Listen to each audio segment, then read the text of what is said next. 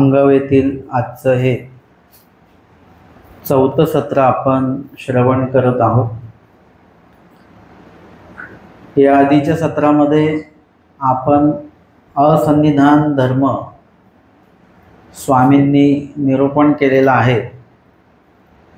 तो संदर्भ आपण आपल्या निरूपणामध्ये तो विषय आपण घेतलेला आहे आणि त्यामध्ये भटोबासांना स्वामींनी असंनिधान धर्म जिज्ञासा करायला सांगितलेली त्या संदर्भामध्ये। आणि पूर्वी हे प्रकरण आपण 3ऱ्या सत्रामध्ये श्रवण केलं। त्यामध्ये परमेश्वर जे आहेत ते सावेव साकार होतात, अवतार घेतात, ज्ञानयुक्त संनिधान देतात आणि ते दास्य मोचक सांगितलेलं आहे। म्हणजे परमेश्वर जे काही सांगतात ते म्हणितले करण, जे देवाने सांगितलं करायला ते आपल्याला करायचं आहे। ते म्हणितलं जे विधी आहे, जी आज्ञा आहे ती आपल्याला पालनामध्ये आणायची आहे आणि ते दास्य मोचक, ते म्हणितले करण जर का आपण केलं तर आपली दुःखापासून मुक्तता होणार आहे। या व्यतिरिक्त कुणीही दुःखापासून मुक्तता आपली करू शकत नाही। किंवा पूर्वी या प्रकरणाचं पहिलं जे काही पद आहे, कवणे करणे मुंची जेना, जे कुणाच्याच सेवा दास्यामुळे किंवा कुणाच्याही कर्तृत्वामुळे आपण दुःखापासून मुक्त होणार नाही। एके परमेश्वरे विन, म्हणजे एका परमेश्वराशिवाय आपल्याला कुणीही दुःख मुक्त करू शकत नाही। आणि म्हणून ते दास्य मोचक, म्हणजे दुःख मुक्त होण्यासाठी एके परमेश्वराशिवाय जे आपण दुःख मुक्त होऊ शकत नाही, म्हणजे परमेश्वरामुळे आपण दुःख मुक्त होऊ शकतो, तर त्या परमेश्वराचं म्हणितले करण, दास्य करणं हे आपलं आद्य कर्तव्य आहे। आणि म्हणून इथे दास्य मोचक सांगितलेलं आहे। दास्य प्रत्यक्ष आपण जर का परमेश्वर अवताराच्या सन्निधानी आहोत तर ते दास्य आपल्याला घडणार आहे, निश्चितच घडणार आहे। परंतु परमेश्वर अवतार इथे जवळ नसताना देखील त्यांचं जे दास्य आहे ते दास्य आपल्याला घडणार, कारण की त्यांचं म्हणितले करण, त्यांचे जे आज्ञेचं प्रतिपालन, अनुपालन आपण जर का करत आहोत तर ते सुद्धा परमेश्वराचं सेवा दास्यच आहे। असं नाही आहे की ईश्वर अवताराच्या जवळ राहूनच सन्निधान प्राप्त होईल। ईश्वराने सांगितलेलं जो काही विधी आहे तो पालन जरी केला आपण असन्निधानामध्ये, तरी ते सुद्धा सन्निधान या पदामध्येच ते मोडल्या जात असते। आणि म्हणून सांगितलेलं आहे की दास्य मोचक। मग ते दास्य जे आहे हे कशा प्रकारे केलं गेलं पाहिजे किंवा कुणाचं केलं पाहिजे ना, परमेश्वराचं। तर मग परमेश्वर तेच कोण आहेत? आणि म्हणून माहीम भट्टांना स्वामींनी पुढे पंचकृष्ण हे प्रकरण जे आहे ते निरूपण केलेलं आहे। आणि स्वामींनी सांगितलं की जैसे द्वापरी श्री कृष्ण चक्रवर्ती महाराज आहेत त्यांचं तुम्ही दास्य करू शकता, किंवा सह्याद्री श्री दत्तात्रय प्रभू आहेत त्यांचं तुम्ही सेवा दास्य तुम्ही करू शकता, द्वारावती श्री चांगदेव राऊळ आहेत त्यांचं सेवा दास्य करू शकता, रुद्धपुरी श्री गुंडमराव गोसावी आहेत, श्री प्रभू आहेत त्यांचं तुम्ही सेवा दास्य करू शकता, असं स्वामी त्यांना सांगत आहेत। परंतु प्रत्येक वाक्यगणित स्वामींच्या काही ना काही आक्षेप त्यांनी त्या ठिकाणी नमूद केलेला आहे। जेव्हा प्रथम अवतारांचं श्रीकृष्ण महाराजांचं नाव सांगितलं जातं तेव्हा ते म्हणतात की ते अवतारही बीजे केले, ते युगही गेले आणि अवतारही बीजे केले। आता ते अवतार इथे उपस्थित नाही आहेत की त्यांचं दास्य मी करावं, म्हणाले मी श्री दत्तात्रय प्रभू महाराज आहेत, तर ते अमोघ दर्शन आहे, ते दर्शनच देत नाहीत, मग त्यांचं दास्य कसं काय घडेल? मग द्वारावती श्री चांगल्या राऊळ जे आहे, श्री चक्रपाणी महाराज, त्यांनी तर कामाख्या निमित्ताने पुरत्याग केलेला आहे, त्यांचंही दास्य घडणे नाही. मग रद्दपुरी श्री गुंडम राऊळ गोसावी, आता त्यांची प्रतीती बसलेली आहे माईम भट्टांची, परंतु ते म्हणतात की ते वेडी पिसी मूर्ती आहे, म्हणजे ते निरूपण वगैरे काही सांगणार नाहीत. माईम भट्ट हे चर्चक आहेत, जिज्ञासक आहेत, त्यांना चालते बोलते अवतार पाहिजेत, म्हणजे हे विचारणार आहेत आणि तिकडून उत्तर पण आलं पाहिजे, असं अवतार कार्य असलेले अवतार माहीम भट्टांना अपेक्षित आहेत. आणि मग आमचे स्वामी त्यांना सांगतात जैसे प्रतिष्ठानी हे, म्हणजे आम्ही आहोत. मग शेवटी स्वतःची ओळख जी आहे ती शेवटी सांगितलेली आहे. माहीम भट्टांना बोध झालेलाच आहे आणि त्या ठिकाणी सन्निधानातलं जे काही सेवादास्य आहे, सन्निधानातलं आज्ञा प्रतिपालन जे आहे ते इथे सांगितलेलं आहे. आता आपला विषय सुरू आहे असन्निधान धर्मातला, की आपण सन्निधानातले नाही आहोत, श्रीमूर्तीचं सन्निधान आपल्याला प्राप्त झालेलं नाही आहे किंवा आता प्राप्त नाही आहे, मग आपण आहोत असन्निधानातले. भट्टोबास हे सन्निधानातले आहेत किंवा सन्निधानातनं असन्निधानात आलेले आहेत आणि आपण केवळ असन्निधानातले आहोत. मग आता परमेश्वराची आपली भेटच नाही आहे, मग सेवा दास्य वगैरे इत्यादी गोष्टी कशा काय घडणार? आणि मग आता असन्निधान धर्म वेगळा आहे, हे लक्षात घ्यायचं. थोडासा फरक आहे सन्निधान धर्मात आणि असन्निधान धर्मामध्ये. सन्निधान धर्मामध्ये परमेश्वर अवताराच्या सोबत आपण आहोत आणि असन्निधान धर्मामध्ये परमेश्वर अवतार सोबत नाही आहे. किंवा सन्निधान धर्मामध्ये परमेश्वराच्या आज्ञेचं प्रतिपालन आहे, जरी अवतार सोबत नसले तरी आज्ञेचं प्रतिपालन आहे, म्हणजे ते सन्निधानच आहे. आणि एक आहे की आज्ञेचं प्रतिपालन नाही आहे. मग सन्निधानात जरी आपण आहोत आणि मार्कंड किंवा काळबोटे, सारंग पंडित, दादोस यांच्यासारखे जर का आपण असलो की स्वामींच्या सोबत असून देखील स्वामींच्या मणितले करण करण्याचं आपल्यामध्ये ते कर्तृत्व नाही. ईश्वराचं सेवादास्य, मणितले करण, आज्ञा प्रतिपालन इत्यादी कुठल्याच गोष्टी आपण करत नाही स्वामींच्या सोबत राहून, तर ते सन्निधान या पदामध्ये येत नाही. आणि तेच कार्य आपण जर का केवळ असन्निधानात आहोत आत्ता आणि देवाने सांगितलेलं मणितले करण जे आहे ते जर का इथे आत्ता आपण करत असू, तर ते सन्निधान या पदामध्ये गणल्या जातं. तुम्ही दिवसभरामध्ये तुमचा जो वेळ आहे त्याच्यामध्ये तुम्ही जर का जेव्हा स्मरणाला बसलात तर ते सन्निधानामध्ये मोडलं जातं. नंतर परत तुम्ही उठले, तुमचे दैहिक कार्य तुम्ही करताय, मग ते असन्निधान आहे. तुम्ही स्वयंपाक बनवताय, जेवताय वगैरे वगैरे, त्यामध्ये जर का आपलं स्मरण सुरू आहे तर ते सन्निधान या पदामध्ये पडेल. तुम्ही परत लीळाचरित्राचं चिंतन करताय, ते सन्निधान या पदात पडतं. तुम्ही वर्तमानपत्र वाचताय, ते सन्निधानमध्ये येत नाही. म्हणजे इत्यादी प्रकारे आपण दिवसभरामध्ये कितीतरी वेळा सन्निधानाचं कार्य करत असतो आणि खूप वेळा आपण असन्निधानातलं कार्य करत असतो. आणि म्हणून ज्या ज्या कार्यामध्ये परमेश्वराचं आठव चिंतन आहे किंवा जे जे कार्य परमेश्वराने सांगितलेलं ते आपण करतो आहोत, ते सन्निधान या पदामध्ये येतं. आणि ज्या क्षणाला आपल्याला स्मरण चालू असताना पूर्ण तुम्ही लीळा आठवत आहात, हे सन्निधान आहे. आणि एकदम क्षणात तुम्हाला घरची आठवण आली, लगेच असन्निधानामध्ये आपण आलो.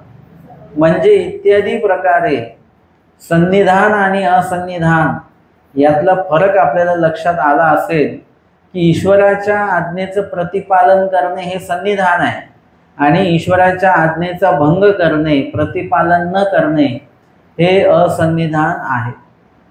आणि म्हणून आता सन्निधान धर्म आणि असन्निधान धर्म, सन्निधान धर्मामध्ये काय आहे की स्वामी सोबतच आहेत. आपण थोडं जरी चुकलं तरी स्वामी लगेच शिक्षा पण करणार, लगेच तिथे निरूपण करणार, इत्यादी गोष्टी घडतील. किंवा सन्निधानामध्ये अल्प सेवेने बहुत कर्मांचा नाश होईल, अल्प सेवेतनं बहुत योग्यता पण होईल. तसं असन्निधानी नाही. असन्निधानी आपण चुकलो तरी आपल्याला कळणार नाही की आपण चुकलो. ज्ञान असून सुद्धा कधी कधी कळत नाही की आपण चुकत आहोत. आणि कळालं जरी तरी त्याच्यातनं परत बाहेर यायला आपल्याला परत वेळ लागतो.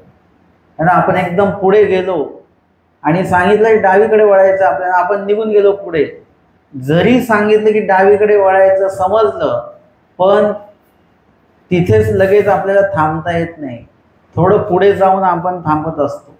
म्हणजे कधी कधी कळून वळून सुद्धा त्या ठिकाणी लगेच आपल्याला थांबता येत नाही. तोपर्यंत कितीतरी चुका समोर होऊन जात असतात.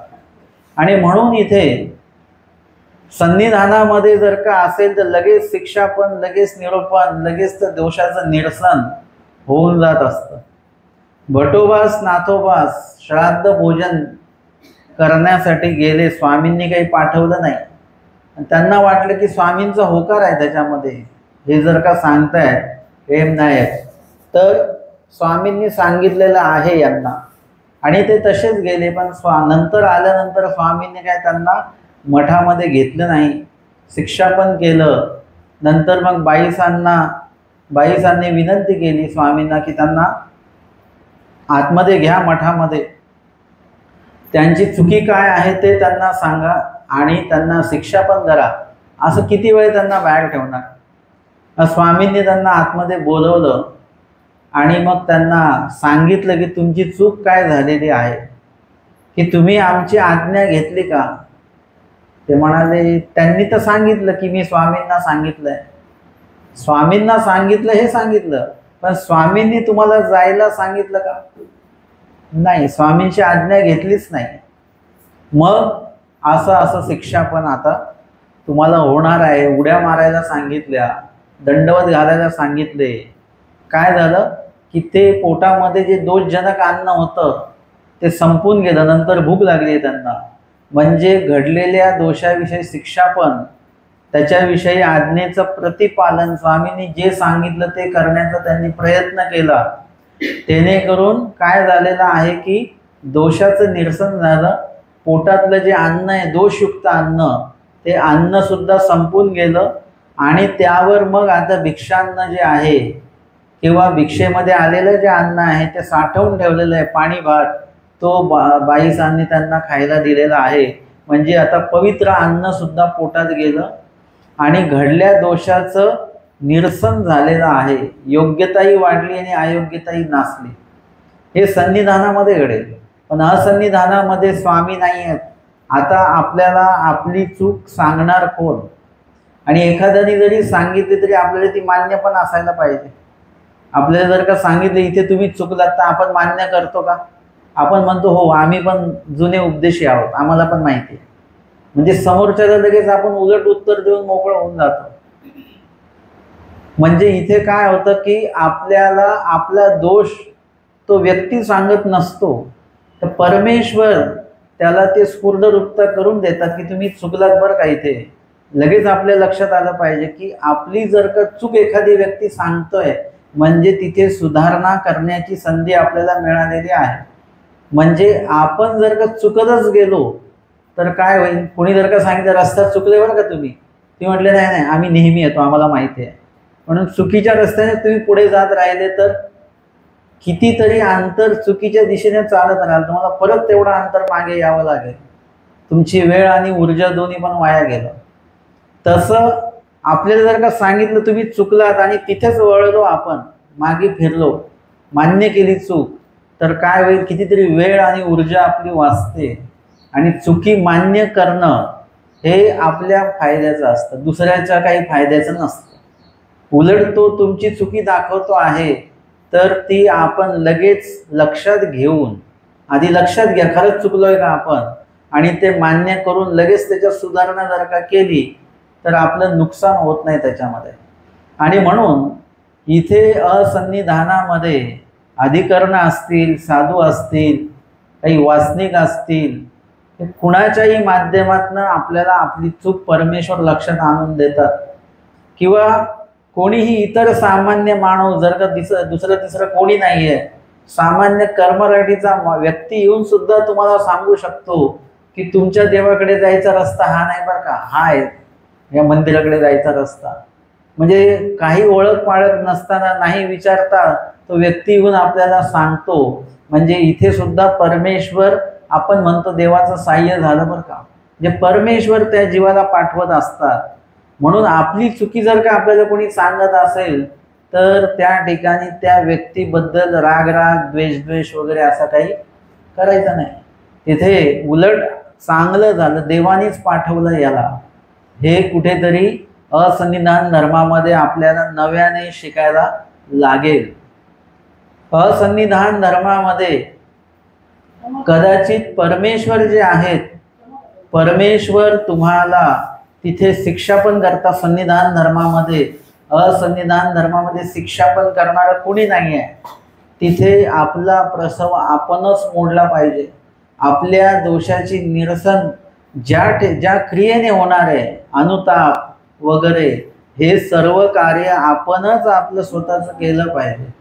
जसं मुलं जर का घरी असतील तर त्या ठिकाणी त्यांना त्यांचे आई वडील जे आहेत ते आई वडील त्यांना मार्गदर्शन लगेच करतात. पण ते मुलं जर का बाहेर कुठे शिकायला असतील तर त्या मुलांना स्वतःचे सर्व कार्य स्वतःच करावे लागतात. म्हणजे त्या ठिकाणी ते स्वतःचे मार्गदर्शक असतात.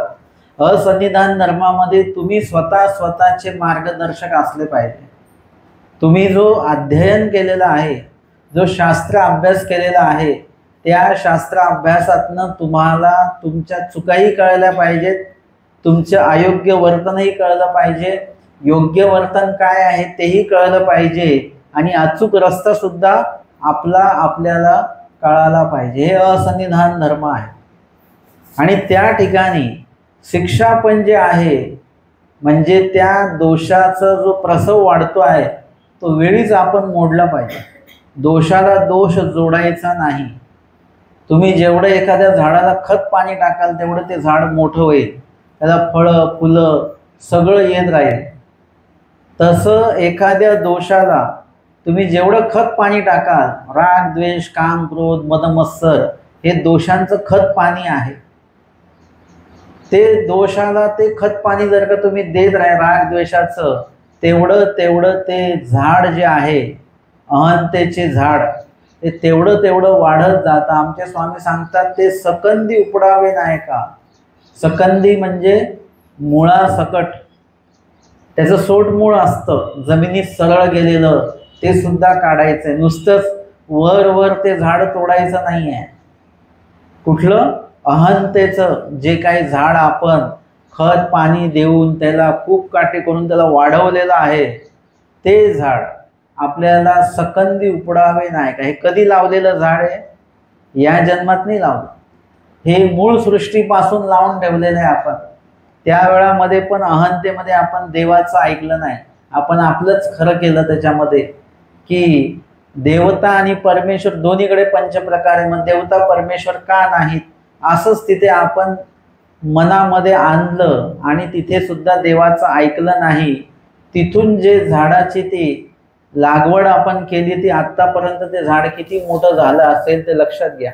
एखादं जुनं वडाचं झाड किती मोठं असू शकतं, त्याच्या किती त्या पारंब्या वगैरे परत नवीन झाडांना जन्म देत राहतं.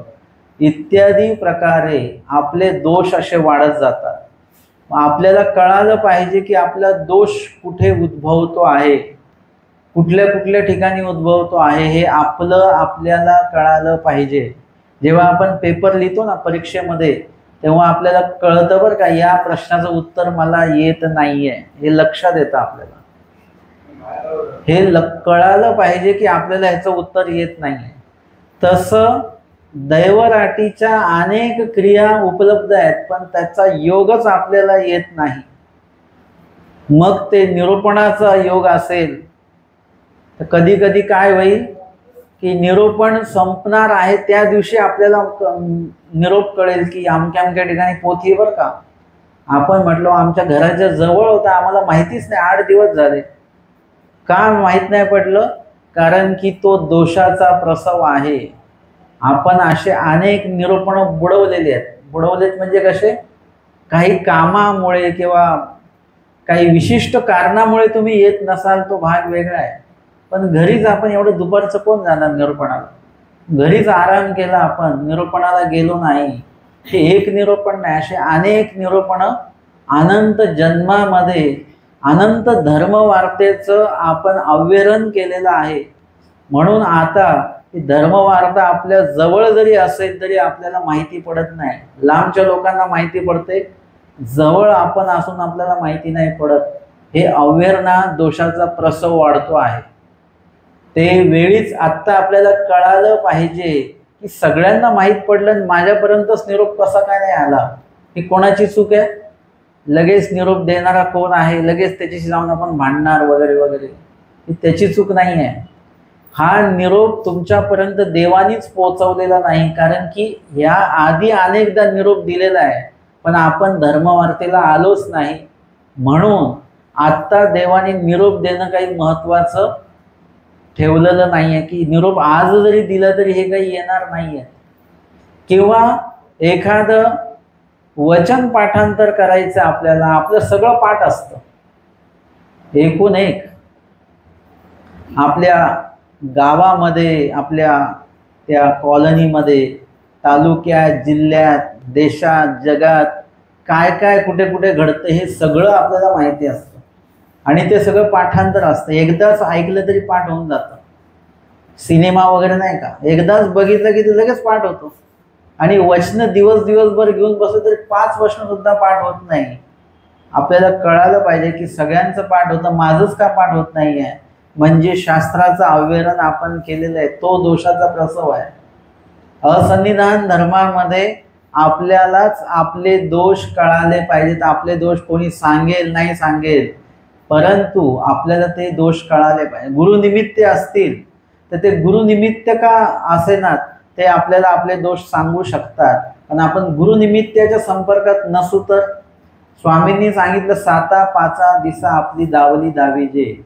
म्हणजे 7-5 दिवस म्हणजे महिन्यातनं, एक तर 7-5 दिवस म्हणजे पाखा मासा असेल, महिना 15 दिवसाला नाही शक्य तर कमीत कमी महिन्यातनं एकदा, 2 महिन्यातनं एकदा का होईना आपले जे गुरुनिमित्त ज्ञान गुरु आहेत त्यांची भेट आपण घेतली पाहिजे. आणि आपला आचार काय चालू आहे, कसा चालू आहे त्याची म्हणजे त्या संदर्भामध्ये त्यांना आपण माहिती थोडक्यात दिली पाहिजे. त्याच्यात काही चुका असतील तर ते तुम्हाला ती सुधारणा सांगतील. आणि जर का गुरुनिमित्त सुहृद असतील, अधिकरण असतील, यांची भेटीच आपण घेत नसू तर, तुम्ही जर का अभ्यासू आहात असं जर का ते अधिकरणांना कळालं तर ते कधी जरी भेटतील तुम्हाला तरी ते तुम्हाला विचारतात, काय अभ्यास चालू आहे, आता सध्या काय वाचन चालू आहे, काय पाठांतर चालू आहे. आणि तुम्ही अभ्यासू नाही आहेत असं त्यांच्या लक्षात आलं तर ते कधीच तुम्हाला विचारणार नाहीत. ते विचारतील घरी सगळं व्यवस्थित आहे का, बस एवढंच विचारतील. म्हणजे त्या वेळेला आपल्याला अधिकरणांनी काय विचारलं पाहिजे हे आपल्याकडे ते ठरतं. आपण त्यांच्याशी कसं काय पूस प्रश्न करतो आपण, त्यावर ते आपल्याला विचारतात. त्यावर त्यांना कळतं की आपली बैठक कशी आहे. आणि म्हणून आपली बैठक ज्ञानाची असली पाहिजे. अधिकरण वगैरे कोणी आले तर आपण त्यांना ज्ञानच विचारलं पाहिजे. आपली कर्म कहाणी सांगत बसायचं नाही. म्हणजे आपल्याला त्याच कर्मातनं बाहेर पडण्यासाठी ते अधिकरण आहे, ते ज्ञान आहे, परमेश्वर आहेत. आणि त्यांच्याकडे पण आपण कर्म सांगत राहिलो तर चालणार नाही. त्या ठिकाणी आपल्याला त्यांनी विचारलं पाहिजे की तुमचा काय अभ्यास चालू आहे वगैरे. आणि मग त्यामध्ये तुमच्या काही चुका असतील, काही बरोबर असेल, त्याचं विश्लेषण ते तुम्हाला करणार आहे. तर आपल्याला कळालं पाहिजे की इथे आम्हाला शास्त्र अध्ययन करताना अडचणी येतात. देवपूजा कुठे असेल आम्हाला कळतच नाही. म्हणजे सगळ्यांना कळालं, मलाच कळालं नाही. सगळ्यांना सेवादास्य घडलं, मलाच घडलं नाही. कधी कधी आपण आधी जाऊन उपस्थित असतो आणि आपल्याला सेवाच दिसत नाही काही. आपण म्हणतो मला काही सेवा सांगा बरं का. ते म्हणा हो हो. सेवा कोणी कोणाला सांगत नसतं, आपण ती सेवा शोधायची आणि ती करायची सेवा. आणि सेवा भरपूर असतात बरं का. काही सेवा कोणीच करत नाही, त्या सेवा आपण करायच्या. पण आपली जर का सेवेची अट असेल की मला अशी सेवा पाहिजे की ज्याच्यात माझे कपडे नाही खराब झाले पाहिजे, अशी जर का आपली अट असेल तर तसं नाही. आपल्याला ते लक्ष देऊन चालणार नाही. सेवेकडे लक्ष द्या, मग कपडे खराब होत आहेत की काय होत आहे त्याकडे लक्ष देऊ नका. मग सेवा भरपूर आहे. आणि आपल्या मागून कोणतरी येतं आणि पटकन त्यांना ती सेवा दिसते आणि ती सेवा ते करतात. मग आपल्या लक्षात जर ही सेवा आपल्या समोर पण होती, आपल्या का नाही लक्षात आली, त्यांच्याच का लक्षात आली. बरोबर, म्हणजे आपण सेवेचं अव्यरण केलेलं आहे. हा दोष वाढत वाढत इथपर्यंत आला.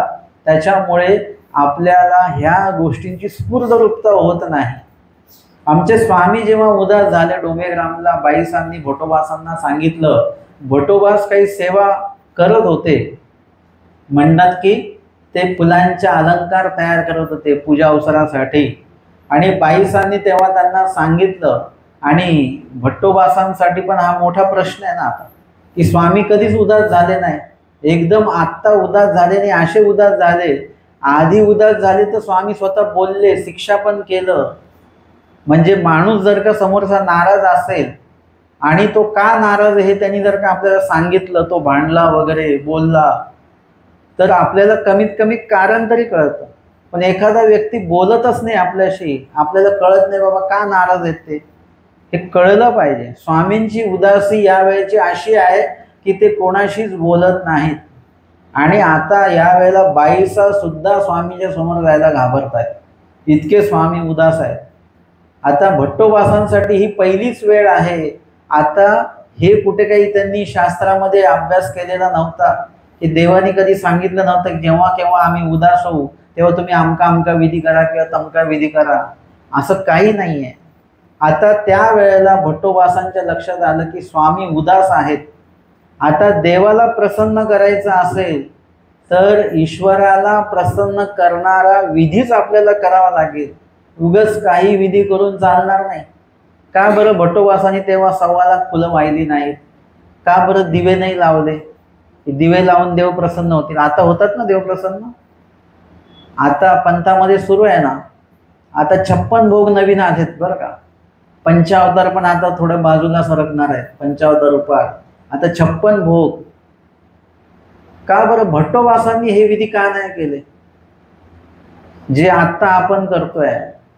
कापूर लावा, धूप लावा, दीप लावा, फुलं वाहा, त्याच्यानंतर उपारचे उपहार करत बसा. पंचावतार उपाराच्या वेळेला सकाळी 3ला स्मरणाला न उठणारे लोक सकाळी 2:30ला भाज्या बनवायला उठतात. ते स्मरणाला कधीच उठत नाही, पण पंचावताराच्या भाज्या असतात त्या 2:30 वाजता उठून बसतात आणि त्या भाज्या बनवत राहतात.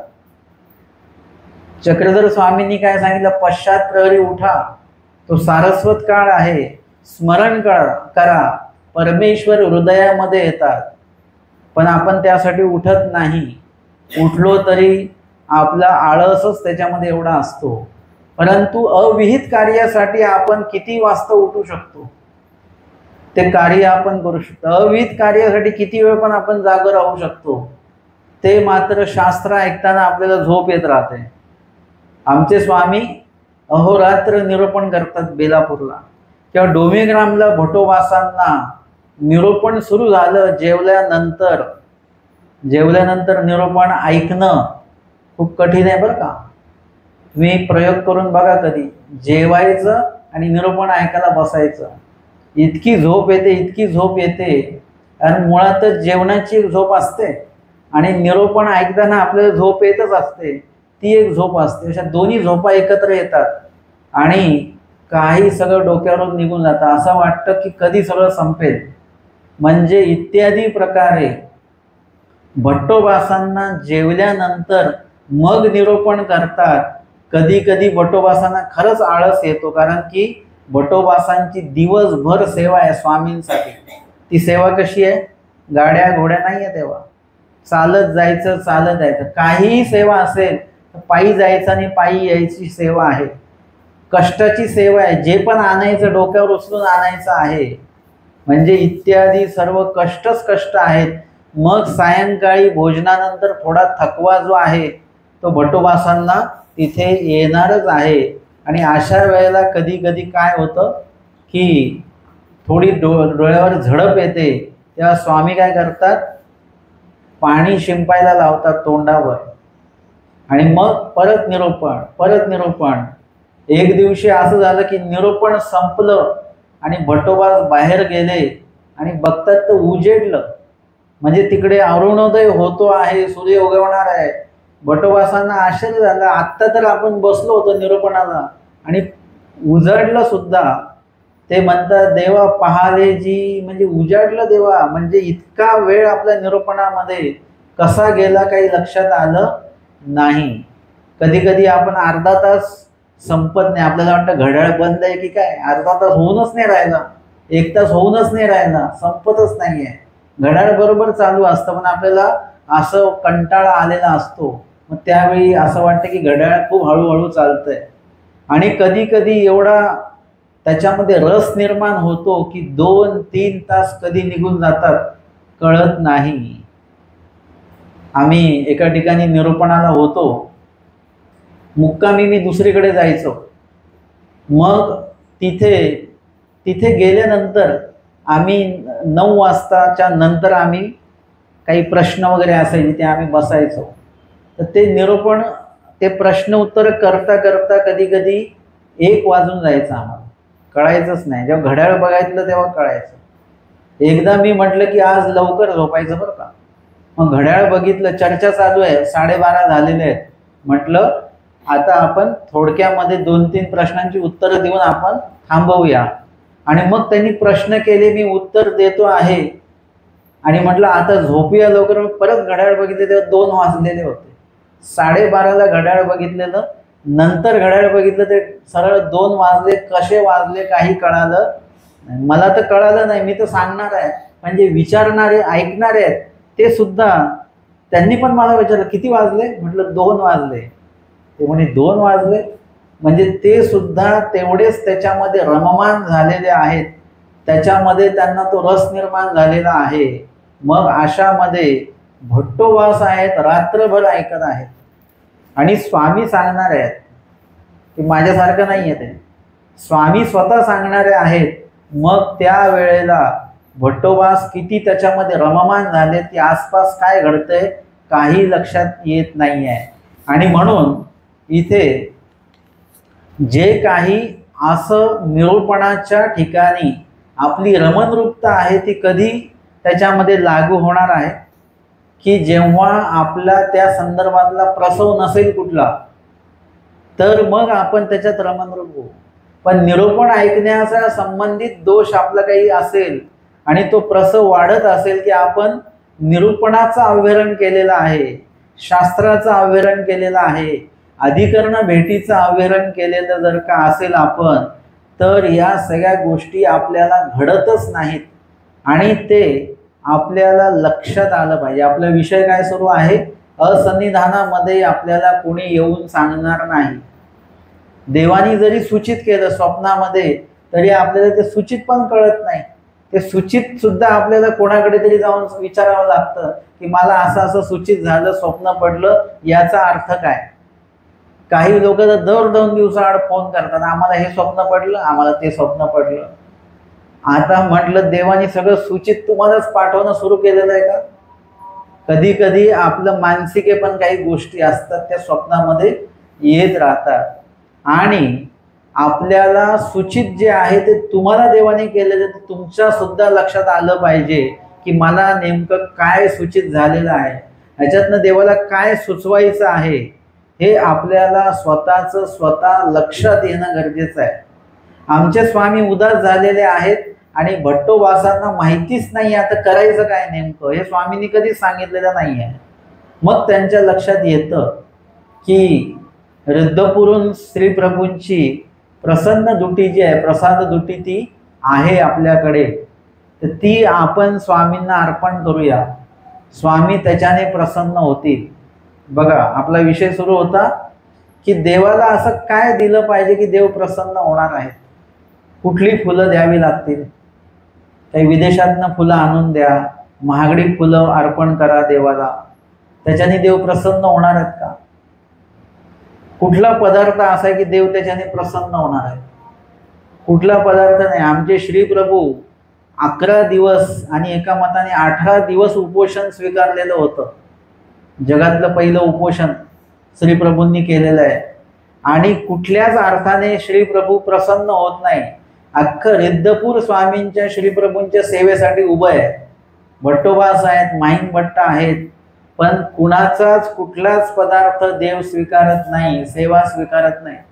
का बरं? त्या लोकांनी त्यावेळी देवाला फुलं अर्पण का नाही केली? फळं अर्पण का नाही केली? दिवे का नाही लावले? 100,000 दिवे लावले पाहिजे होते. देव प्रसन्न होतात.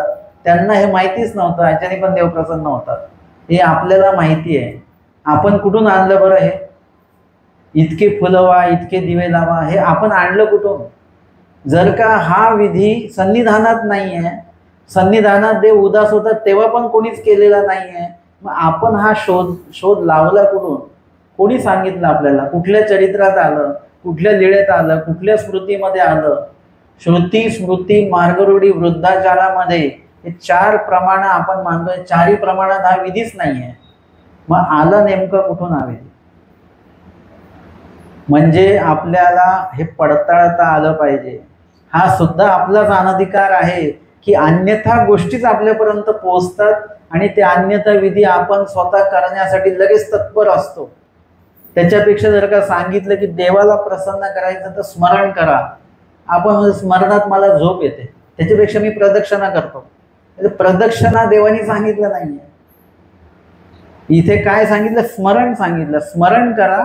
स्मरणाने सगळ्या प्रकारचे संकट टळतात, योग्यता होते, साह्य होतं, परमेश्वर प्राप्त होतात. एका नामामध्ये सगळे 10 लाभ सांगितलेत. एक नाम जर का सोडलं तर तुम्हाला दुसरं तिसरं काही करायची गरज नाही. वासनिकाने मी सांगत असतो, सूत्रपाठ पक्क ठेवा, वचन पक्के ठेवा. का? विधी निषेध कळाले पाहिजेत तुम्हाला. लीळाचरित्र पक्क ठेवा, कारण की त्यात निरोपण पण आहे आणि ईश्वराचं चिंतन देखील. लीळा, नाम लीळा. आणि विधी निषेध चुकवण्यासाठी सूत्रपाठ आणि सेवा दास्य, नामस्मरण. हे तुमचं सर्वात प्रथम विधी नामस्मरण आहे. नामस्मरणात लीळा आठवावे लागतात, म्हणून लीळाचरित्र पक्क करा. आणि तुम्ही जे काही विधी आचरणार आहात त्यातले विधी निषेध तुम्हाला समजले पाहिजेत, म्हणून सूत्रपाठ पक्क असलं पाहिजे. आणि चौथा आहे सेवा दास्य विधी. हा आपण इत्यादी कार्य जरी आपण केले तरी आपली योग्यता वाढत वाढत वाढत जाणार आहे. बाकी या व्यतिरिक्त स्वामींनी आपल्याला काही सांगितलेलं नाही. नित्यविधी, निमित्तविधी हे सगळं सूत्रपाठ आणि लीळाचरित्रामध्ये येतं. तुम्हाला काय करायला सांगितलेलं आहे ते अस्तिपरी आचार, आचारमाळिका प्रकरणामध्ये तो सर्व विषय त्याच्यामध्ये आलेला आहे. याच्या व्यतिरिक्त तुम्हाला इतर काही वाचायची आवश्यकता नाही. त्या संबंधित पुस्तकच वाचायची. लीळाचरित्र असेल त्याच्या विश्लेषणाचं पुस्तक वाचू शकता तुम्ही. सूत्रपाठ असेल त्याच्या अर्थाचं पुस्तक तुम्ही वाचू शकता. म्हणजे त्याला पूरक ठरणारी जी काही साहित्य सामुग्री आहे ती तुम्ही वाचून तुमचं ज्ञान तुम्ही प्रगल्भ करू शकता. आणि हे गुरुनिमित्ताच्या माध्यमातून जर का तुम्ही अध्ययन केलं तर अति उत्तम असणार आहे. आणि म्हणून हे सर्व आपल्याला कधी कळेल हा विधी आहे का हा निषेध आहे, कधी कळेल? तसं काही लोक म्हणतात, बाबा आम्ही ते अमकं ते अन्य मंदिरात गेलं तर चालेल का? आता हे तुम्ही आम्हाला विचारायची गरज नाही. तुम्हाला कळालं पाहिजे, लक्षात आलं पाहिजे. किंवा मग अजून अशा काही गोष्टी आहेत, आम्हाला हे पण प्रश्न आहे, बाबा ते पेस्ट कंट्रोल केलं तर चालेल का? आपण पेस्ट कंट्रोल माहिती आहे ना काय असतं? किडा मुंगी होऊच नये आणि झालेली मरावी म्हणून जे काही केल्या जातं आखीव रेखीव ते सगळं म्हणजे हिंसेचा तो विधी आहे, तो आम्हाला विचारावा का? काही लोक विचारतात, बाबा ते आम्ही केलं तर चालेल का? म्हटलं म्हणजे मी हो बोललो म्हणजे सगळं पाप मलाच. तुम्ही उद्या तुम्हाला कोणी विचारलं देवाने ते का केलं होतं, तर तुम्ही बाबांचंच नाव सांगाल, बाबांनी सांगितलं होतं आम्हाला. म्हणजे हे कधी कळेल तुम्हाला की हे करावं की नाही करायचं, हे तुमच्याकडे असलेल्या ज्ञानाने तुम्हाला स्वतःच कळणार आहे. आता जर का आपल्याला समजा बोट कापलं तर काय करतो आपण? डॉक्टरकडे जातो का लगेच? नाही. छोटी जखम आहे, लगेच घरच्या घरी आपला हळद लावली, लगेच तिथे. म्हणजे काही प्राथमिक उपचार तुम्हाला माहिती असले पाहिजे. कधी माहिती पडतील?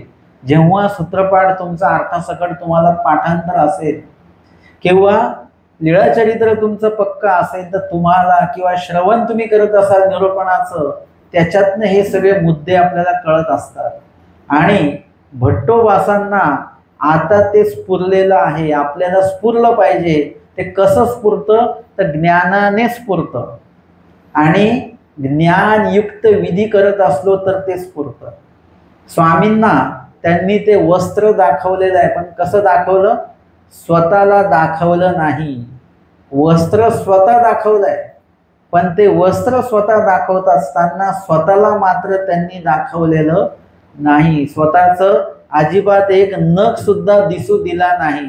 फक्त आवाज स्वामींपर्यंत पोहोचला आणि त्या आवाजामध्ये काय आहे? विनंती आहे की देवा, श्री प्रभूंची ही जी प्रसाद दुटी आहे ती आपण स्वीकार करा, असं भट्टोबासांनी विनंती केलेली आहे. आणि स्वामींनी त्या वस्त्राकडे पाहिलं आणि वस्त्राकडे पाहिल्यानंतर स्वामी प्रसन्न झालेले आहेत. प्रसन्न होण्याचे 2-3 कारण आहेत. एक तर वस्त्र श्री प्रभूंचं पाहिलं त्याच्याने तर प्रसन्न झालेच, परंतु भट्टोबासांची जी तळमळ आहे त्यामागची, त्यामागे जी कुशलता आहे, त्यामागे जी विनंती आहे, या सगळ्या गोष्टी त्याच्यामध्ये समाविष्ट आहेत. नुसतंच तांदूळ चांगला असल्याने खिचडी चांगली होत नाही. त्याच्यामध्ये सगळे साहित्य पण चांगलं पाहिजे, तरी सुद्धा खिचडी चांगली होत नाही. तो बनवणारा माणूस सुद्धा चांगला पाहिजे. या 3-4 गोष्टी एकत्र आल्यानंतर तो पदार्थ चांगला होतो. तसा एखादा विधी चांगला होण्यासाठी नुसतं श्री प्रभूंचं वस्त्र दाखवल्याने श्री प्रभू आमचे स्वामी प्रसन्न झाले असं नाही. ते वस्त्र आपण दाखवलं असतं तर स्वामी प्रसन्न नसते झाले. कारण की आपलं त्यामधली तळमळ, आवड, जे काही सादर करण्याची जी काही कुशलता आहे ती जर का त्याच्यात नसली तर बघा ना, जेवणाच्या ताटामध्ये पदार्थ जर का व्यवस्थित वाढले तर आपल्याला जेवूसं वाटतं. पण ते ओबड-दोबड पदार्थ वाढले असतील कसे पण तर थोडं जेवणाची लिंकच लागणार नाही आपली, म्हणजे एकदम जेवू नाही वाटणार.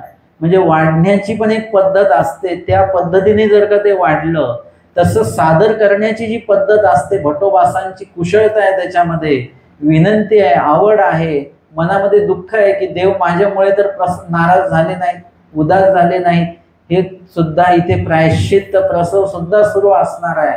हे सगळं मिळून स्वामी प्रसन्न झालेले आहेत. आणि स्वामी प्रसन्न अजून एका गोष्टीमुळे झाले. तो प्रश्न स्वामी त्यांना विचारतात, हे तुझं काहीसे न स्फुरलंय, हे तुम्हाला स्फुरलंच कसं काय? तेव्हा भट्टोबास म्हणतात, आपलेनी श्री चरणाचे प्रसादे. म्हणजे हे मला स्फुरलं नाही. आपल्याला जर का कोणी विचारलं की हे तुम्हाला कसं काय स्फुरलं बरं, मग मला माझं डोकं चाललं बरोबर, माझ्या डोक्यात आलं म्हणून, नाहीतर खूप असं झालं, असं तसं झालं, लगेच आपण आपलं ते श्रेय आपल्याला घ्यायला बघतो. लक्षात घ्यायचं की आपल्याला स्फुरलंच कशामुळे, कसं काय लक्षात आलं बरं. कधी कधी असं असतं की आपण एखादं कार्य करण्यासाठी अमक्या बाजूने आपण जाणार आहोत, पण आपण विचार केला की इकडे न जाता इकडून जाऊ. आपण नेहमी आपण डाव्या बाजूनेच जात असतो. आज म्हटलं नाही, आपण उजव्या दिशेने जाऊया.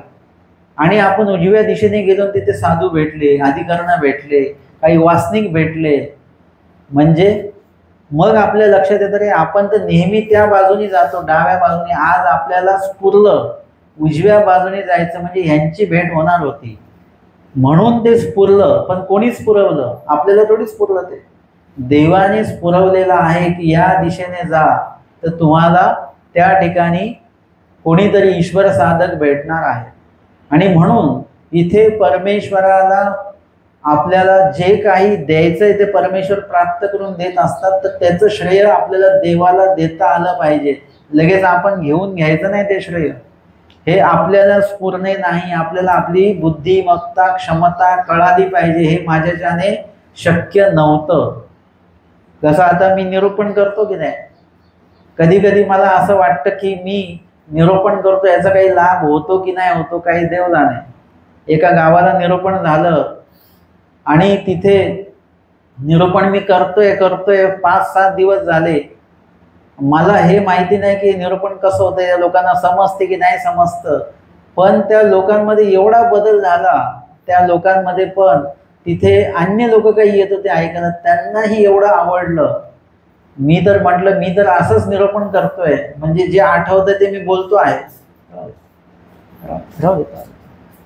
जे आठवतंय ते मी बोलतो आहे. पण त्या ठिकाणी ते स्फुरवून देण्याचं जे कार्य आहे, म्हणजे जे लोकांना अपेक्षित तेच बोललं जाणं, हे परमेश्वर स्फुरवून देत असतात. आम्ही जे बोलतो हे कदाचित तुमच्या योग्यतेनुसार परमेश्वर जे आहेत हे काय करतात, ते आम्हाला स्फुरवून देतात आणि तुमचा जो अधिकार आहे त्यानुसार तेच वाक्य तेच शब्द बरोबर तिथे उपस्थित होतात आणि ते तुमच्यापर्यंत पोहोचत असतात. आणि आता ते त्या गावापुरतं झालं असं नाही. आता त्याच्या ज्या रेकॉर्डिंग्स मी टाकल्यानंतर तेव्हा अनेकांनी मला, म्हणजे 1-2 रेकॉर्डिंग टाकून मी थांबलेलो, तर मला काही लोकांचे संपर्क त्यांनी केला. काही लोकांनी की बाबा ते सत्र जे तुम्ही टाकत आहात शांताबाईसांचं, ते तुम्ही बंद का केलं, ते टाका, आम्हाला ते ऐकायचं आहे. म्हणजे इतर लोकांना सुद्धा ते आवडलं. म्हणजे तेव्हा मी लक्षात घेतो हे तर आपली तयारी नाही आहे. हे काही मी तयारी करून बोललो नाही, काय नाही. हे त्याच वेळेला ते बोलल्या जाते, म्हणजे कोणीतरी आपल्याला निमित्त करून आपल्याकडनं बोलवून घेतात परमेश्वर. हे आपलंच नाही. अधिकारानं बोलतात तेव्हा ते आपल्याला ऐकल्यानंतरच छान वाटतं, बरं वाटतं, शांतता वाटते. त्याचं कारण ते आहे की त्यावेळी तुम्ही विनंती केलेली आहे, दंडवत घातलेले आहेत, देवाला प्रार्थना केलेली आहे. निरूपणाच्या आधी जे दंडवत घातल्या जातात 2 दंडवत, ते कोणाला घालायचे असतात, देवाला दंडवत घालायचे. प्रार्थना करायची आहे की आम्हाला जे काही संदेह आहेत, अन्यथा ज्ञान आहे, अज्ञान आहे, ते आम्हाला या निरूपणातनं फिटलं पाहिजे, यथार्थ ज्ञान झालं पाहिजे, ते बीजरूप झालं पाहिजे, उमटलं पाहिजे, आचरणात आलं पाहिजे. एवढी प्रार्थना करावी लागते. ते दंडवत नुसतेच आपले 2 दंडवत पटकन घातले झाले असं नाही. निरूपणानंतर देखील 2 दंडवत घालायचे. त्याचं सुद्धा कारण तेच आहे की देवाला प्रार्थना करा. हे मी ऐकलं लक्ष देऊन, लक्षात तर राहिलं, पण हे कायमस्वरूपी स्मृतीमध्ये राहू द्या, माझ्या उमट होऊ द्या, आचरण होऊ द्या, हे विसरता कामा नये, म्हणून देवाला प्रार्थना केली पाहिजे. इत्यादी प्रकारे हे सगळं परमेश्वर योग आणून देत असतात. आणि म्हणून इथे आम्ही सांगणाऱ्यांनी पण गर्व नाही केला पाहिजे की आमच्यामुळे तुम्हाला कळालं, काही नाही. हे सगळं देवानी योग आणून दिला म्हणून आम्हाला स्फूर्त आहे आणि तुम्हाला कळतं आहे. ह्या मागे देवाला ते श्रेय आपल्याला देता आलं पाहिजे. तुम्हाला दैवराटीचं ईश्वरपैकीचं जेही तुम्हाला प्राप्त होतं ते सर्व दैव योगाने, परमेश्वराच्या योगाने ते प्राप्त होत असतं. हे सगळंही देवाचे देव देईल, ते आपले देव आपल्याला देतात. आणि म्हणून ऐसे कै होईल पोरा जीवा जे येथीचे ते आपले. म्हणून आपण आपली भूमिका काय असली पाहिजे. स्वामी म्हणतात असं का कधी होईल जीवांमध्ये जे येथीचे म्हणजे देवाचे ते आपलं असं कधी वाटेल आपल्याला. एखादं लग्न आपल्याला आपलं वाटत असतं, आमच्या नात्यामध्ये लग्न आहे, मला जावंच लागणार. किती आपुलकी आहे लग्नाला जाण्यामध्ये, आहे की नाही.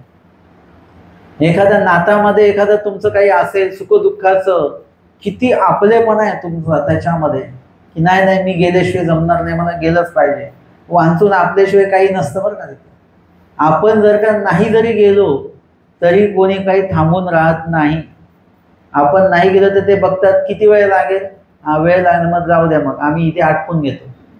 म्हणजे आपली कोणी काही वाट बघत नसतं. एका विशिष्ट वेळेपर्यंतच आपली वाट बघितली जाते. एका वेळेच्या नंतर आपली कोणी वाट बघत नसतं. आपल्या वाचून या जगामध्ये काही अडत नाही. परंतु तरी सुद्धा आपली जेवढी त्या ठिकाणी आपुलकी आहे, माझा काही आक्षेप नाही आहे की एवढी आपुलकी तिकडे काय, तेवढी आपुलकी, जेवढी आपुलकी तिकडे तुम्ही ठेवताय ती ठेवा, पण तेवढीच आपुलकी देवाविषयी पण आपली असली पाहिजे की तिथे जाण्याविषयी सुद्धा, देवपूजा असेल, अधिकरण भेटी असेल, सेवादास्य काहीतरी असेल, तर तिथे जाण्याची पण आपली तेवढीच तळमळ असली पाहिजे. आणि यदा कदाचित जाण्याचा योग घडत नाहीये म्हणजे आपला तो दोष प्रसव जो आहे तो उभा टाकलेला आहे. नेमके त्याच वेळी पाहुणे आले, त्याच वेळी तब्येत बिघडली, त्याच वेळी पाऊस आला, त्याच वेळी काहीतरी अशी अडचण निर्माण झाली की जाताच नाही आला आपल्याला, सगळी तयारी असून निघता नाही आलं. एकाने सांगितलं, आम्ही निघालोच होतो निरूपणाला आणि जसा दरवाजा उघडला तसे पाहुणे दारामध्ये उभे, त्यांनी बेल वाजायच्या आधी आमचा दरवाजा उघडला गेला, मग काय घरीच बसलो आम्ही आता. म्हणजे असं का होतं बरं? कारण की आपला दोष उभा टाकतो आणि त्याविषयीचं प्रायश्चित्त प्रसव आपण तो मोडला पाहिजे. भट्टोबासांना कुठेतरी ते सुद्धा असेल की माझ्यामुळे तर स्वामी पुढे दुखावले गेले नाहीत, उदास झाले नाहीत, आणि म्हणून त्या ठिकाणी त्यांनी तो विधी केला. स्वामी विचारतात, हे तुझं काहीच न स्फुरले. त्यांनी त्याचं श्रेय देवाला दिलेलं आहे की हे आपले श्री चरणाचेरी प्रसादे मला स्फुरलेलं आहे. स्वामी करता म्हणतात की विधी करिता विधी स्फुरे. एक विधी करत असाल, दुसरा विधी स्फुरतो तुम्हाला. तुम्ही आता निरूपणाला आलात, उपदेशी लोक दिसले तुम्हाला, तुम्ही काय करता? दंडवत दंडवत. एक विधी कुठला करायला आले तुम्ही? श्रवण विधी करायला आले, धर्मवार्ता ऐकायचा विधी करायला आले, दंडवताचा विधी स्फुरला तुम्हाला. एक विधी करताना दुसरा विधी, दंडवत घातले, देवाला प्रार्थना केली, तिसरा विधी देवाला दंडवत, देवाला प्रार्थना वगैरे वगैरे. मानी श्रवण केलं, हा एक विधी त्याच्यातनं घडला. काही पूस प्रश्न केले, धर्मवार्ता केली, चिंतन केलं. एका विधीमध्ये एवढे विधी समाविष्ट आहेत, ते सगळे विधी त्याच्यामध्ये घडत असतात. आणि म्हणून एका विधीमध्ये सहभागी व्हायचं. कुठल्याही एका विधीत सहभागी व्हा, तुम्हाला सगळे विधी प्राप्त होऊ शकतात. अलीकडे नाही, रेल्वेच्या कुठल्याही डब्यात बसलं तर कुठल्याही डब्यात जाता येतं. आधी ती सोय नव्हती, आता कुठल्याही डब्यात जाता येतं. तसं एक विधी तुम्हाला प्राप्त झाला तर त्या संबंधित तिथे उपस्थित असलेले सगळे विधी तुम्हाला प्राप्त होऊ शकतात. आणि म्हणून इथे भट्टोबासांनी काय केलं, देवाला ते श्रेय दिलं आणि स्वामींनी ते श्रेय परत जीवाला दिलं की विधी करिता विधी स्फुरे. तुम्ही स्वतः विधीमध्ये राहा, तुम्हाला दुसरा विधी आपोआप प्राप्त होईल, तिसरा विधी आपोआप प्राप्त होईल. असे विधी पाठी विधी घडणार आहे. आपला अजून एक विषय सुरू आहे की आमचे श्री प्रभू जे आहेत हे उदास झालेले आहेत. आता इकडे श्री प्रभूंचा एक भाग आपण बघतोय. स्वामी प्रसन्न झालेत, श्री प्रभू मात्र इकडे उदास आहेत आणि त्यांना कुणीही प्रसन्न करू शकलं नाही. भट्टोबास माहीमभट्ट दिग्गज लोक आहेत, कोणी प्रसन्न करू शकलं नाही. तिथे सादाईसांना कळालं की असं असं झालेलं आहे. सादाईसा निघाल्या आणि निघाल्यानंतर ते जिथे आहेत तिथून रिद्धपूर लांब आहे, तिकडून चालत चालत कधी येणार, कधी पोचणार. आणि सादाईसा निघालेले आहेत, कोणासाठी निघालेले आहेत? देवासाठी निघाले. की देव प्रसन्न का नाहीत, आमचे श्रीप्रभू उदास का झालेत, या संदर्भात काळजी सादाईसांना लागली आणि ते श्रीप्रभूंच्या भेटीसाठी निघालेत. आता स्वामींचं लक्ष तिकडे आहे. परत आता श्रीप्रभूंचं लक्ष तिकडे सुद्धा आहे परमेश्वराचं, की हा जीव निघालाय माझ्यासाठी, म्हणजे ह्याला येताना कष्ट होणार आहेत. सादाईसा स्थूळही आहेत, वयस्कर पण आहेत. त्यांच्यासाठी लगेच काय झालं की त्यांचा पाय अवटळला, पायामध्ये लचक भरली, चालता येईना. जायचं आहे आणि चालता येईना आणि दुसरं कुठलं साधन नाही आहे. एक घोडेस्वार आले आणि त्यांनी विचारलं, कुठे चाललात काय? ते म्हणाले, मला रिद्धपूरला जायचंय श्रीप्रभूंच्या भेटीला. त्यांनी म्हटलं बसा, आणि त्यांनी बसून थेट महाद्वाराजवळ त्यांना सोडलेलं आहे, घरपोच एकदम. सांगा बरं, देवाकडे निघाल्याने पाय लचकला, लगेच आपल्या डोक्यामध्ये दोष आला, आपण देवाचं करताना असं का झालं? पण ते होण्यामागे सुद्धा काय आहे? साह्यच आहे, की ते साह्य असं आहे की त्यांची तिथपर्यंत येण्याची सोय देवाने केलेली आहे. कदाचित ते घोड्यावर बसले नसते, पाय चांगला असता तर, म्हणजे इथे त्यांना वाटलं की नाही आता तर घोड्यावर बसावंच लागेल.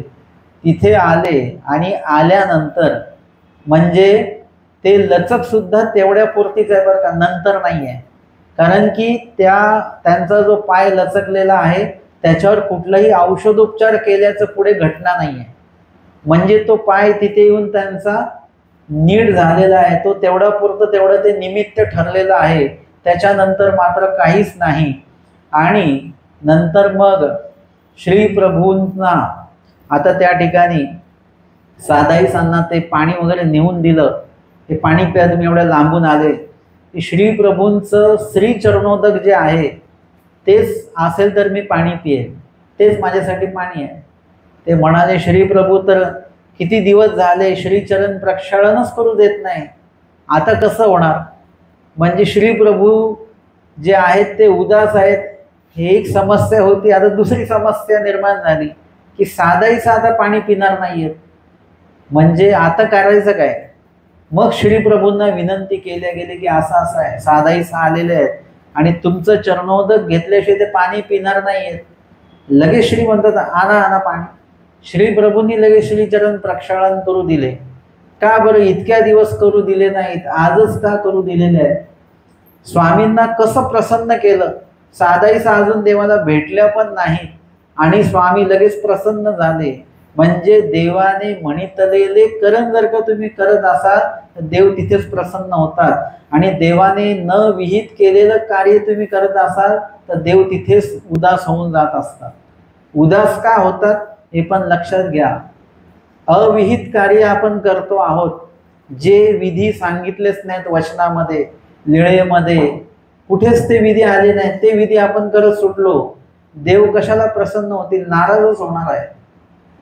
तुम्हाला जर का घरी सांगितलं ही भाजी बनवा, तुम्ही कारल्याची भाजी बनवली तर दुसरीच भाजी बनवली तर घरचे नाराज नाही होत का.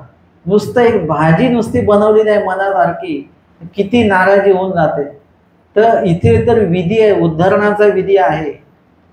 मग तो जर का विधी आपण नाही केला तर परमेश्वर किती नाराज होत असतील. आणि त्या परमेश्वराला प्रसन्न करायचं असेल तर विहित विधी करावे लागतील, जे देवाने सांगितले तेच करावे लागतील. आणि त्या ठिकाणी मग साधाईसांना पाणी दिलेलं आहे. आता म्हणाले की आता तुम्ही 2 घास खाऊन घ्या. ते म्हणाले श्री प्रभूंचा उच्चिष्ट प्रसाद हेच माझं जेवण. आता श्री प्रभू जेवतच नाही आहेत, उदास आहेत, उपोषण आहे श्री प्रभूंचं. आता अजून एक समस्या आली. आता श्री प्रभू लगेच जेवणार आहेत का, नाही जेवणार. श्री प्रभूंना विनंती करणं त्यांनी ऐकणं अवघड आहे. ते तर समळा जीवा अधिकार नाही, तिथे असे कोणी जीव चालत नाही, योग्यता कारकच जीव चालतात तिथे. मग त्यांनी विनंती केली की देवा असा असा आहे, तुम्ही जे भोजन आरोगणा कराल त्यातलाच उच्चिष्ट प्रसाद साधाईसा जेवणार नाही तर ते जेवणार नाही आहेत. श्री गुरु म्हणतात आणा आणा लवकर भोजनासाठी आरोगण्यासाठी ताट घेऊन या. आणि सगळ्यांनाच आश्चर्य झालं की एक साधाईसा आल्यामुळे कितीतरी बदल झाला. अख्खं रुद्रपूर उभं आहे स्वामींच्या सेवेअर्थी, पण स्वामी प्रसन्न झालेले नाहीत. पण साधाईसा आल्या स्वामी प्रसन्न झालेले आहेत. कारण की त्यांच्या येण्यामागची तळमळ, आवड, जे काय आहे, जी काळजी आहे देवाबद्दलची, ही सगळ्या गोष्टींचं मिळून एक जो विधी घडला त्याच्यामुळे स्वामी प्रसन्न झालेले आहेत. एखादा जीव आमच्यासाठी काय करू शकतो हे देवाला त्या ठिकाणी दिसलेलं आहे. आणि त्या साधाईसांवर स्वामी प्रसन्न होतात. आणि मग लगेच स्वामी भोजनही आरोगणाही करतात आणि त्यांना उच्चिष्ट प्रसाद साधाईसांपर्यंत पोचतो देखील. लीळाचरित्रामधले स्वामींना प्रसन्न करण्याचे विधी वेगळे आहेत आणि आमचे विधी वेगळे आहेत. आम्ही देवाला वेगळ्याच पद्धतीने प्रसन्न करण्याचा प्रयत्न करतोय. का बरं लीळाचरित्रातल्या काही विधी का नाही करत आपण. आपण आपले सोबतीचे विधी तयार करून देवाला प्रसन्न करायला बघतोय, त्याच्याने देव प्रसन्न होणार नाही. तुमच्याकडे साधारण कोणी अधिकरण येणार आहे तर तुम्ही विचारून घेता आधी मार्गामध्ये बाबांना काय काय चालतं वगैरे, काय चालत नाही, हे सगळं पथ्य पाणी विचारून घेता. आणि मग ते जेव्हा येतात तेव्हा तुम्ही जर का त्याच्या वेगळं बनवलं असेल तर ते म्हणतील यातलं मी काहीच खात नाही. मग काय बनवावं लागेल? त्यांना जे चालतं, जे त्यांच्याकडनं जो निरोप आलेला आहे तेच तुम्हाला बनवावं लागेल, तर ते जेवणार आहेत. तसं देवाकडनं आपल्याला काय निरोप आलेला आहे तेच विधी करावा लागेल. अविहित ते जे आहे, जे प्रमाण शून्य ते गोसाव्यांच्या लेखी न धरे. प्रमाण शून्य जे असतं ते तुम्ही करत राहिले किती पण, तर ते देवाच्या लेखी लागत नाही. प्रमाणयुक्त जर का तुम्ही केलं तर ते सहज परमेश्वराच्या उपयोगी लागतं आणि मुळात म्हणजे परमेश्वर प्रसन्न होतात.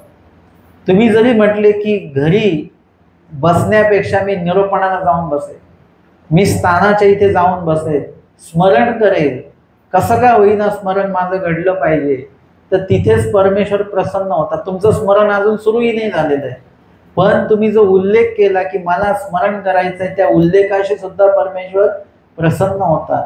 आणि वास्तविक जर का तुम्ही स्मरण केलं अजून प्रसन्न होतील. म्हणजे परमेश्वराला प्रसन्न करता आपल्याला आलं पाहिजे. आणि असन्निधानामध्ये आपल्याला कुणी हे सांगणार नाही. तुम्हाला फक्त ज्ञान निरूपण केल्या जाईल, शास्त्र अध्ययन तुमचं होईल. तुमच्याकडे जे बीजरूप शास्त्र आहे त्या बीजरूप शास्त्रातनंच तुम्हाला स्वतःला हे कळलं पाहिजे की मी इथे चुकलो, इथे मी बरोबर आहे, इथे अजून चांगला विधी मी केला पाहिजे, इथे अजून दुःख माझं झालं पाहिजे, स्मरण माझं वाढलं पाहिजे, अध्ययन माझं वाढलं पाहिजे, सेवा दास्य मी अजून केलं पाहिजे, गुरुनिमित्त मार्गमंडळींची अधिकरणाची भेट अधिक प्रमाणामध्ये घेतली पाहिजे. हे सगळं जो काही ताळमेळ आहे तो आपल्याला स्वतःला लक्षात आला पाहिजे. लहान मुलांना कळत नाही.